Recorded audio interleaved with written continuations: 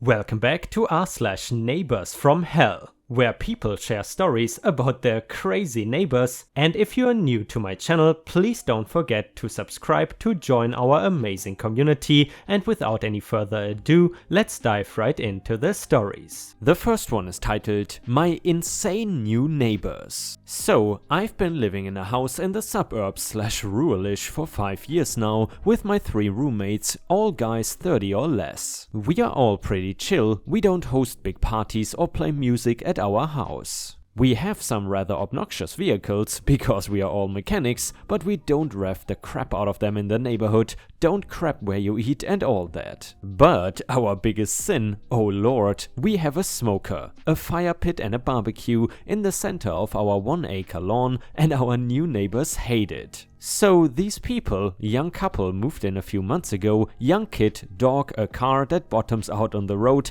the usual city just moved to the rural types. And damn it, if it wasn't a week after they showed up that they came by and complained about making burgers because a barbecue that is 100 feet from your fence is so oppressive. We tried our best to politely say, hey, our property, we cook what we want and there's no burn ban. And that seemed to be settled till the cops showed up. Now, the local police know us in a good way, so they were rather concerned that they were getting called to our house over pillars of smoke in the yard. Propane and beef is akin to tire fires now. They show up, ask what is up, and then leave because cooking food is not a crime yet. And by the way guys, I'm not so sure of that. I could imagine if you live in some of these horrible HOAs that making barbecues is probably banned for one reason or another.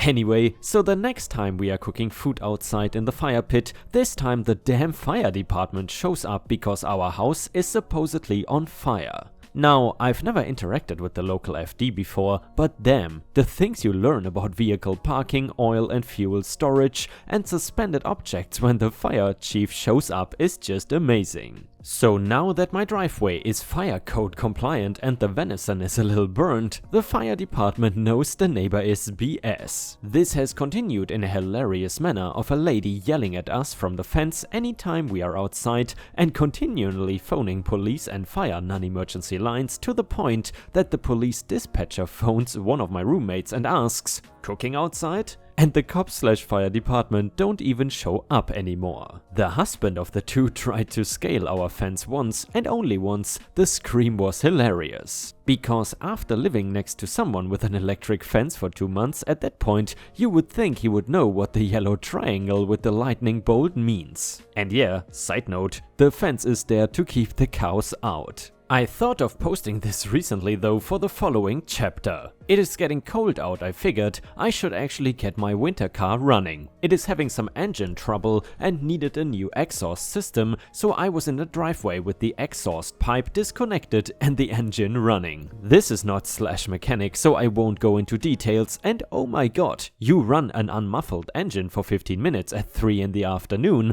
and it is like a people magnet. And by the way guys, that sounds like a bit of a douchebag move if you ask me. Anyway, my friend across the street came by to see if I needed a hand and then both of them came by. They don't talk to us anymore. It is dial turned up to 11 the moment words come out of their mouth. I also have not said a single word to them for a few weeks now, and my friend picked up on it as we ignored them and their incoherent rambling and continued working. So now, just this time. Husband was sick of being ignored, so he gave my car a kick to get my attention. 2 things. 1, he dented something I own. Number 2, I was underneath said car when this happened and it nearly fell off the stands. So, I am mad. He gets a steel toe to the shin and was lucky my friend was there because it would have been a wrench to the skull after that. So he hobbles off, wife calls the police for assault, I call the police for trying to drop a car on my head.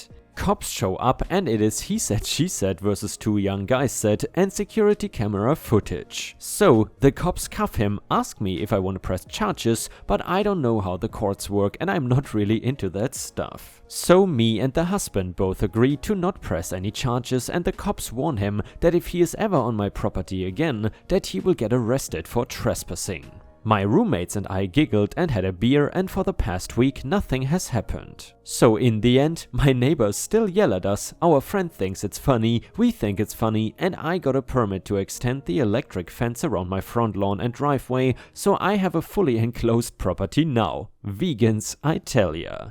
And I gotta say, Ripe Stars, I'm not really vegetarian, vegan or anything, I pretty much eat everything. However, I do respect people's dietary choices. However, even if I would be a vegan or vegetarian, I would not forbid others from doing their barbecues. I mean, especially if you live here in Thailand, if you walk through the streets, there are so many open, let's say, barbecues or grills going on next to the street anyway, that it is pretty much impossible to avoid. Anyway, if you like the stories about crazy neighbors, then please don't forget to post some star emojis in the comments if you want to support the channel. Thank you so much in advance. The next one was posted by user Coming to a Middle on our own subreddit r/ripe stories, and it is titled Using My Inner Karen for Good. I am an overweight white woman in my 40s. I don't have the haircut though, mine is long and brown with a streak of purple. In the self-checkout at the grocery store on a very busy day, I was next to a woman wearing either a burqa or a black hijab with a black face mask. I did not look that closely since it does not matter to me what other people wear. The machine was not taking her card, several employees were walking up and down the very full, very busy, very loud checkout area, helping multiple other people all having the same problem. Some issue with the system was giving them fits. "Excuse me," the woman said in a soft, polite voice as a worker walked past and ignored her to go help someone else. "Excuse me," she tried again as someone else walked by and kept going. "Excuse me please," she tried once more, still in a very polite, soft voice. But nope.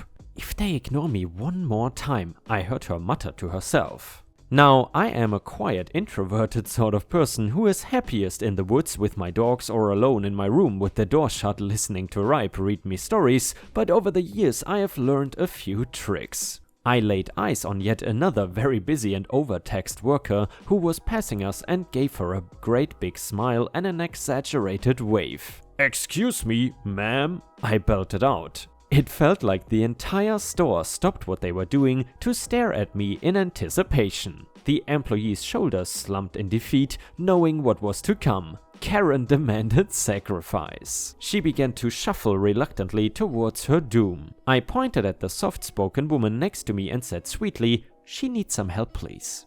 She thanked me about 7 times while the employee pushed buttons until the machine worked again. What a sweet young lady. While I have your attention, I will also share my habit of asking politely to speak to the manager after finishing an interaction with an employee and then secretly enjoying the tension while we wait for them to arrive so I can tell the manager what an excellent job their worker did. My inner Karen needs the occasional feeding so she can stand up to tyranny when the time is right. And yeah, Ripe Stars, that was basically an Uno reverse card Karen situation, because that is certainly not how these situations usually pan out. And I gotta say, Ripe Stars, even though we have read thousands of stories in the past few years, we have never witnessed a similar situation where someone uses his or her own inner Karen, so to say, to turn a bad situation into a good one. But well, there is a first for everything.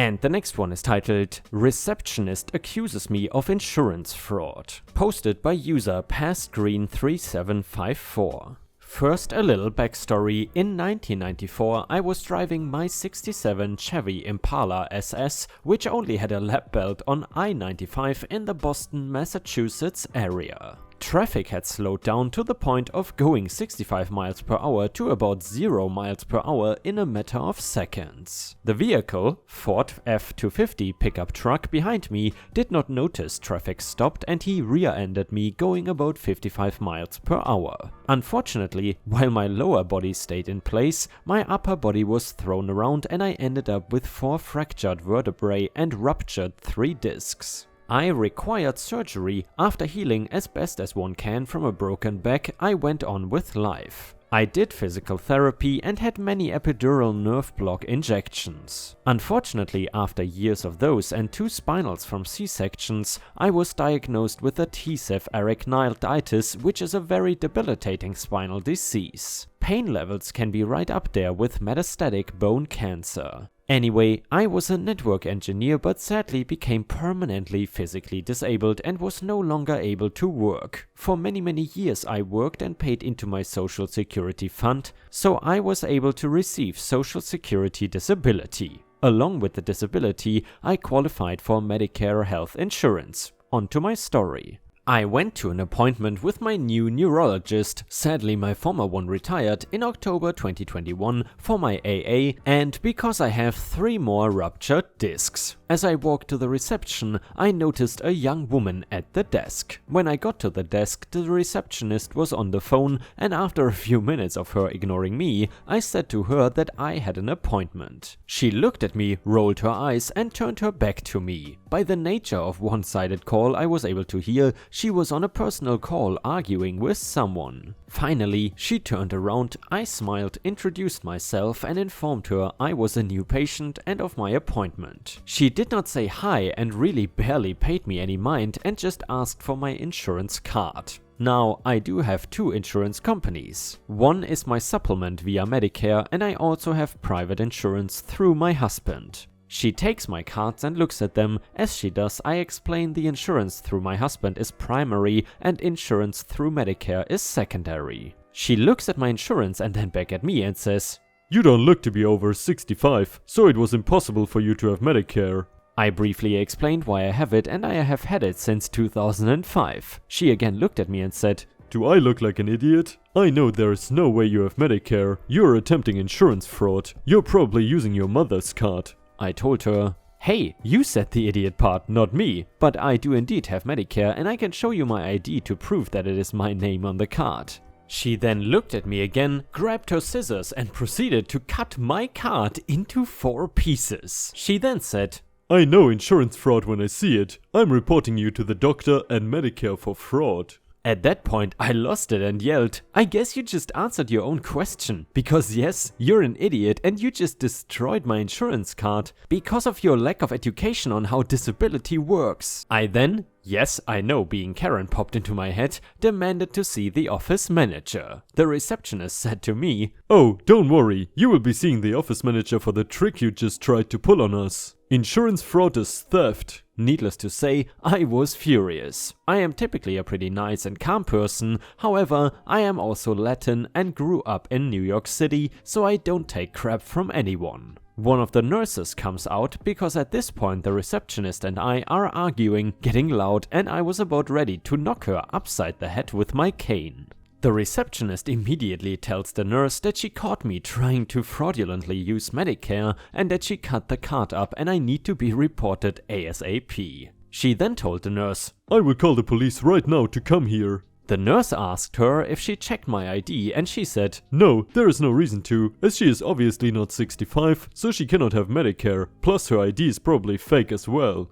The nurse literally slapped herself on the forehead, then informed the receptionist that people under 65 that are on SSD absolutely qualify for Medicare, and if she was unsure if it was valid insurance, she should have called for a nurse or office manager. The nurse asked for my ID and I gave it to her. She pointed out that it was indeed a real driver's license and it matched the insurance and information. She was told that even if she felt it wasn't my card, she had no right to cut it up. The receptionist then started stuttering and saying, But, she's not." The nurse then told her to be quiet and to go to the break room. The nurse apologized profusely and finished taking all my info. She told me the young woman was the daughter of one of the lab techs and this was her first job at a doctor's office, and seemed to not use common sense. I told her it was not her fault, however, questioned who in the world trained her. I was called back for my appointment. After 25 minutes my appointment was over and I left the exam room upset because the doctor says I need surgery. I dreaded it, but had to go back to the receptionist to make a follow-up appointment, and thought with the mood I was in, that woman had better not mess with me. The woman kept her head lowered and would not even look at me, but of course she did not offer up an apology at all. Well, I went in for my follow-up appointment this past Friday and there was a different young woman at the reception. She smiled, welcomed me and took my info. The nurse that called me back for my appointment was the same nurse that came to the rescue at my first appointment. I asked where the other woman was and you will never believe what she told me. This woman accused me of fraud and being a thief, and it turns out that 2 weeks after the incident with me, they had to fire her and call the police to have her arrested. She apparently was caught on video stealing money out of the petty cash box and going through other employees' purses and stealing from them as well. She truly was an idiot, because she did not realize there were cameras all over the office except for exam rooms and restrooms. I have always heard that if someone is accusing you of something you didn't do, chances are it is because they are doing it themselves. Well, if you made it this far, thanks for reading. And the next one is titled, Am I the a-hole for not answering my door and calling the police when someone is incessantly ringing my doorbell? Around 12 PM today, I was startled by someone incessantly ringing my doorbell. The person was pressing the doorbell quickly and was also repeatedly holding it down. I checked my camera and did not recognize the person. I decided not to answer it. I was not sure what I would be opening the door to. I was not expecting anyone or any packages, so I figured it was a mistake in address since that has happened several times. I called the police, who could hear the incessant doorbell ringing over the phone. Someone also started banging on my front door and yelling. It turns out it was my new neighbor, whom I've never met, who had food delivered and, believe it, came to my house. They messaged me over the HOA community's Slack group, but I did not see it until right before the police officer arrived. The small bag of food was next to the tree of my front porch, but they never saw it. The police officer who came by found it and brought it to them. I chatted with them over our HOA communities group, but they were very accusatory. You know what really happened? And passive-aggressive. So if you like to have the police to handle everything, then okay. We will collect all the evidence and call the police next time. Hope your camera still works. So guys, am I the a-hole for not answering my door and calling the police? And a user in the comments said, not the a-hole, and it sounds like they are threatening to disable your camera. Make sure the police knows about that. Another user said, not the a-hole, mistakes can happen when it comes to deliveries, but those can be solved calmly, not spamming your doorbell, yelling and banging on your door. Maybe you could have asked them who they are and what they want, but I think I'd do the same if I were in your shoes. Another user said, yeah, some random nutjob ringing your doorbell constantly and pounding on your door, who you didn't recognize. Calling the police was the right thing to do. Besides, it sounds like they were pissed and wanted to start a confrontation anyway regardless, so you would still have had to call the police, possibly after putting yourself in danger by opening the door. And yeah, Ripe Stars, I'm curious, what do you think about this story? Would you say that OP was the a-hole in this situation or not? Honestly, if someone was ringing my doorbell that aggressively and banging on my door, especially if I don't really recognize the person, then I would also call the police.